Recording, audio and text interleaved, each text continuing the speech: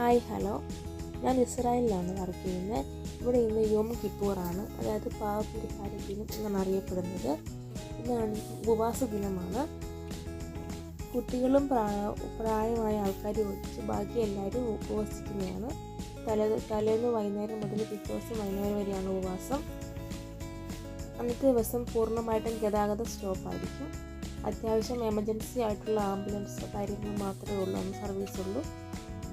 പിള്ളേർ വലിയവരൊക്കെ ആണെങ്കിൽ കൂടുതൽ സൈക്കിളിൽ യാത്ര ചെയ്ത് അവർ എൻജോയ് ചെയ്യാറുണ്ട്.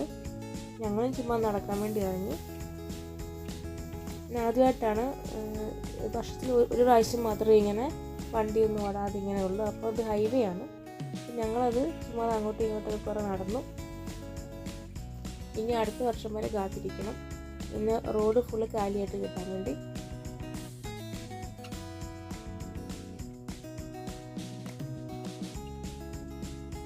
അപ്പോൾ എൻ്റെ ഫ്രണ്ട് അമ്പിളി ഉണ്ടായിരുന്നു, അവളാ പറഞ്ഞു നമുക്ക് വീഡിയോ ഒക്കെ എടുക്കാമെന്ന്. അങ്ങനെ ഞങ്ങൾ രണ്ടുപേരും വീഡിയോ എടുത്തു, ഫോട്ടോ എടുത്തു.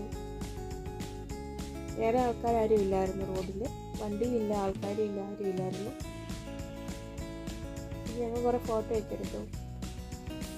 ഇത്രയേ ഉള്ളൂ. Thank you so much. Have A nice day.